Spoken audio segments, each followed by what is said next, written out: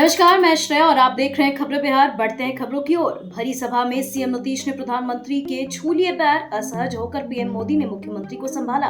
लगातार तीसरी बार देश की सत्ता की बागडोर संभालने के बाद प्रधानमंत्री नरेंद्र मोदी बुधवार को पहली बार बिहार दौरे पर दरभंगा पहुंचे। दरभंगा एम्स के शिलान्यास कार्यक्रम में नरेंद्र मोदी के अलावा गठबंधन के तमाम बड़े नेता शामिल हुए। इस दौरान पीएम मोदी ने दरभंगा एम्स के शिलान्यास के साथ बिहार के अरबों रुपए की योजनाओं की सौगात दी है। इस कार्यक्रम में बिहार के मुख्यमंत्री नीतीश कुमार भी पीएम मोदी के साथ मंच पर मौजूद थे। इससे पहले भी नीतीश कुमार कई बार मंच पर लोगों के पैर छू चुके हैं। नीतीश कुमार ने बदली बिहार की सोच और अप्रोच। दरभंगा में पीएम मोदी बोले, नीतीश कुमार के आने के बाद गरीबों का हो रहा इलाज। पीएम मोदी ने बुधवार को दरभंगा एम्स का शिलान्यास किया। इस दौरान प्रधानमंत्री मोदी के साथ सीएम नीतीश भी मौजूद रहे। उन्होंने कहा कि देश में गरीब और मध्यम वर्गीय परिवारों को सबसे ज्यादा बीमारियां प्रभावित करती है। घर में कोई गंभीर बीमार पड़ जाए तो पूरा परिवार संकट में आ जाता है। हम इस चिंता को समझते हैं। पहले के दौर में अस्पताल बहुत कम थे, डॉक्टरों की संख्या बहुत कम थी, दवाइयां बहुत महंगी थी, जांच का कोई ठिकाना नहीं था। पीएम ने कहा कि पूर्व की सरकारें सिर्फ वादों और दावों में उलझी रही थी। बिहार में जब तक नीतीश कुमार सरकार में नहीं आए तब तक गरीबों की चिंता को लेकर कोई गंभीरता नहीं थी। दरभंगा एम्स को लेकर आई दिक्कत, बोले सीएम नीतीश कुमार, वाजपेयी के शासन में बिहार को मिला था पहला एम्स। बिहार के सीएम नीतीश कुमार ने कहा कि आज महत्वपूर्ण दिन है। दरभंगा एम्स का शिलान्यास पीएम मोदी के द्वारा किया जा रहा है। इससे बिहार के लोगों को अच्छी चिकित्सा सुविधा मिलेगी। 2003 में तत्कालीन अटल बिहारी वाजपेयी के कार्यकाल में पहली बार पटना में एम्स के निर्माण का फैसला लिया गया था। पटना में एम्स बना और काफी लोग इलाज कराने यहाँ आते हैं। दूसरी बार पीएम नरेंद्र मोदी का शासन शुरू हुआ तो 2015 में भी बिहार में दूसरे एम्स का निर्णय लिया गया। तत्कालीन वित्त मंत्री अरुण जेटली से हम जाकर मिले थे। उसके बाद अब इसका निर्माण हो रहा है। हंस और गुलाब मामले में ईडी का बड़ा एक्शन। सुरेश सिंगला समेत 3 आरोपियों को किया अरेस्ट। भ्रष्टाचार और मनी लॉन्ड्रिंग मामले में बड़ी कार्रवाई करते हुए प्रवर्तन निदेशालय ने आईएएस संजीव हंस और पूर्व विधायक गुलाब यादव को सहयोग करने वाले 3 अन्य लोगों को गिरफ्तार किया है। इन तीनों को अलग अलग जगहों से गिरफ्तार किया गया। अब इसके बाद इस मामले में बड़ा खुलासा होने की संभावना जताई जा रही है। ईडी ने जिन आरोपियों को गिरफ्तार किया है उनमें सिंगला एंड सिंगला कंपनी के सुरेश कुमार सिंगला, उनके बेटे वरुण सिंगला और पटना निवासी पवन कुमार हैं। 2 अन्य गिरफ्तार आरोपी पंजाब निवासी हैं।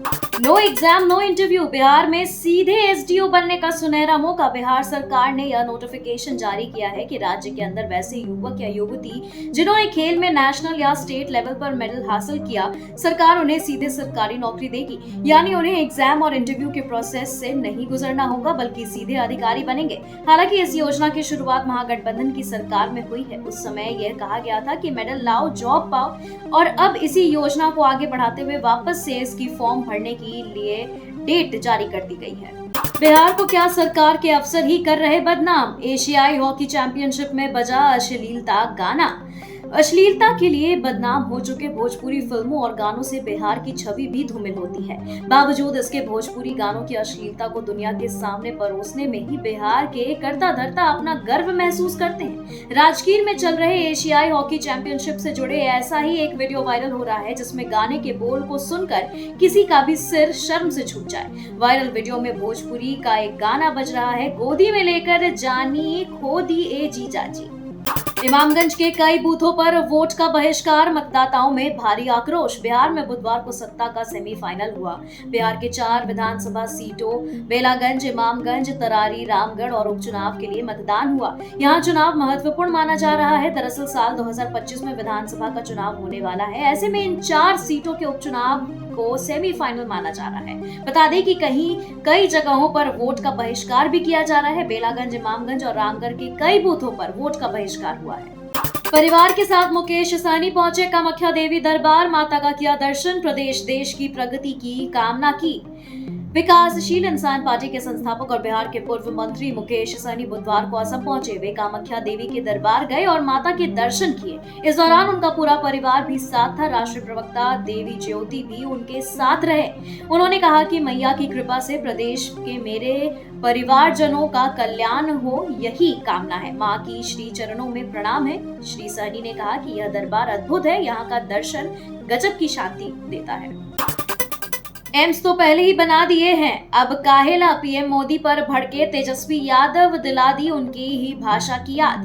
पहले ही वहां एम्स बना दिए हैं, अब काहेला शिलान्यास करने आए हैं। तेजस्वी यादव ने कहा कि पीएम मोदी बिहार आए हैं, इसके बारे में तो बात करेंगे ही नहीं। पीएम मोदी तो पहले ही यहाँ एम्स बना कर दिए थे, तो अब काहेला शिलान्यास करने आए हैं। वो तो एम्स बना ही हुआ है। वहां पीएम मोदी ने खुद अपनी ही भाषण में कहा था। दरअसल देश के प्रधानमंत्री नरेंद्र मोदी भी बिहार दौरे पे हैं और पीएम मोदी ने आज दरभंगा एम्स का शिलान्यास किया है। नालंदा में निगरानी विभाग की टीम ने बड़ी कार्रवाई की। प्रखंड सहकारिता पदाधिकारी को 50,000 रुपए रिश्वत लेते रंगे हाथ किया गिरफ्तार। रिश्वतखोर कर्मियों और अधिकारियों के खिलाफ निगरानी विभाग की मुहिम लगातार जारी है। इसी कड़ी में निगरानी विभाग की टीम को बड़ी सफलता हाथ लगी है, जहां नालंदा के सिलाव प्रखंड के प्रखंड सहकारिता पदाधिकारी को निगरानी की टीम ने गिरफ्तार किया है। जी हाँ, मिली जानकारी के मुताबिक सोसराय थाना के इलाके 17 नंबर मोड़ के पास पैक्स अध्यक्ष से 50,000 रिश्वत लेते निगरानी की टीम ने सिलाव प्रखंड के बीसीओ को गिरफ्तार किया है। वे रिश्वत की रकम लेने के लिए लग्जरी कार से बिहार शरीफ आए थे। गांव में पुल नहीं बनने से नाराज ग्रामीणों ने किया रामगढ़ उपचुनाव का बहिष्कार। का पुल नहीं तो वोट नहीं।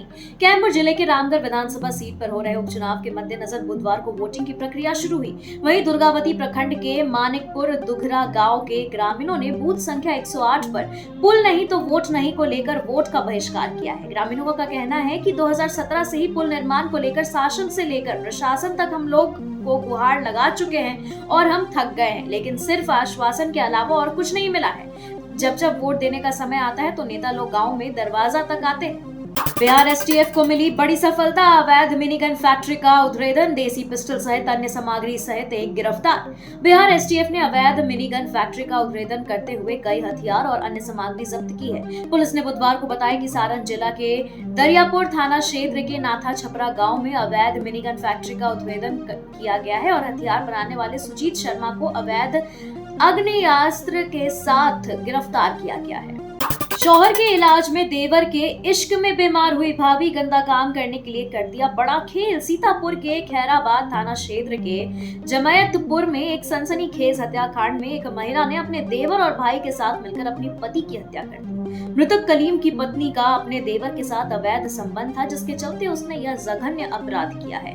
पुलिस के अनुसार कलीम बीमार रहता था और उसकी पत्नी और भाई इस बात से परेशान थे। इसी बीच पत्नी का अपने देवर के साथ प्रेम संबंध हो गया। हत्या की रात दोनों ने मिलकर कलीम पर डंडों और धारदार हथियार से हमला किया। इसके बाद उन्होंने शव को ठेले पर लाद कर गांव के बाहर एक खाली प्लॉट में फेंक दिया। कर्ज देना युवक को पड़ा महंगा, कर्जदार ने मारा चाकू, मौत से मचा हड़कंप। गोपालगंज जिले के गोपालपुर थाना क्षेत्र के बरहरा गांव के पास बदमाशों ने एक युवक को कर्ज के पैसे लौटाने के लिए बुलाकर चाकू गोदकर हत्या कर दी और मौके से फरार हो गए। वहीं सूचना पाकर पहुंची पुलिस ने सदर अस्पताल में शव का पोस्टमार्टम करा शव परिजनों को सौंप दिया है। मृतक की पहचान गोपालपुर थाना क्षेत्र के गोपालपुर गाँव निवासी ब्रजेश कुमार यादव के रूप में की गई है। फिलहाल इस घटना के बाद मृतक के परिजनों में कोहराम मच गई है। बिहार के इन 8 जिलों में शिक्षकों का ट्रांसफर पोस्टिंग जिला से बाहर नहीं होगा। तबादले के नियम में बदलाव करेगी नीतीश सरकार। बिहार में शिक्षकों के ट्रांसफर पोस्टिंग को लेकर बवाल जारी है। ट्रांसफर पोस्टिंग में कई ऐसे नियम बनाए गए हैं जिससे शिक्षकों को आपत्ति है। शिक्षक लगातार इन नियमों में बदलाव लाने की मांग कर रहे हैं। इस बीच बिहार सरकार ने शिक्षकों के स्थानांतरण नीति में एक बड़ा बदलाव किया है। अब उन जिलों में जहाँ केवल एक ही अनुमंडल है, वहाँ के शिक्षकों को उसी जिले के अंदर स्थानांतरित किया जाएगा। यह 8 जिले जैसे अरवल, बांका, जमुई, जहानाबाद, किशनगंज, लखीसराय, शेखपुरा और शिवहर है, जहां एक ही अनुमंडल है। पटना के आसरा गृह में रहने वाली 2 लड़कियों की हुई मौत। खिचड़ी खाने के बाद बिगड़ी थी तबीयत, कई अस्पताल में भर्ती। पटना के शास्त्री नगर थाने में 2 लड़कियों की मौत फूड पॉइजनिंग के कारण हो गई। जानकारी अनुसार शास्त्री नगर थाने के पटेल नगर स्थित आसरा गृह में खिचड़ी खाने के बाद यहां रहने वाली लड़कियों की तबीयत बिगड़ गई। 2 लड़कियों की मौत पीएमसीएच में हो गई, जबकि 9 का इलाज इमरजेंसी वार्ड में चल रहा है। बताया जा रहा है कि पहली लड़की की मौत 7 नवंबर को हो गई थी, वहीं दूसरी लड़की की मौत 10 नवंबर को, और घटना के बाद आसरा गृह में हड़कंप मचा हुआ है। बगहा शालिग्राम मंदिर में तुलसी विवाह धूमधाम से संपन्न। 51,000 दीपों से जगमगाया मंदिर। पश्चिम चंपारण के बगहा स्थित ऐतिहासिक शालिग्राम मंदिर में तुलसी विवाह धूमधाम से मनाया गया। मुख्य पक्की बावली स्थित शालिग्राम मंदिर और बाबा विश्वभरनाथ धाम को मंदिर कमेटी ने फूलों की मालाओं और रंग बिरंगे रोशनी से सजाया था। दिन में 1 बजे भगवान शालिग्राम को दुल्हे की शानदार पोशाक में सजाकर डोली में बिठाया गया और बारात निकाली गई। हजारों श्रद्धालु बारात में शामिल हुए गाजे बाजे और मधुर संगीत में वातावरण को और भी आनंदमय बना दिया गया। बिहार बोर्ड इंटर सेंटर परीक्षा की तिथि में बदलाव। 13 और 15 नवंबर को होने वाली परीक्षा अब इस दिन होगी। बिहार विद्यालय परीक्षा समिति यानी बीएसईबी ने इंटरमीडिएट सेंटर परीक्षा की तिथि में बदलाव किया है। पहले ये परीक्षाएं 13 और 15 नवंबर को आयोजित की जानी थी, लेकिन अब इन्हें 23 और 25 नवंबर को आयोजित किया जाएगा। समिति ने तिथि परिवर्तन का कारण 13 नवंबर को सक्षमता परीक्षा और 15 नवंबर को कार्तिक पूर्णिमा एवं गुरु नानक जयंती पर छुट्टी होना बताया है। नई तिथि के अनुसार अब 23 नवंबर को होने वाली परीक्षा में पहली पाली में विषय समूह 1 के अंतर्गत भाषा विषय या अतिरिक्त विषय के रूप में चयन किया गया है। इसी दिन दूसरी पाली में विषय समूह 2 के अंतर्गत एक अन्य भाषा विषय का चयन कर परीक्षा होगी।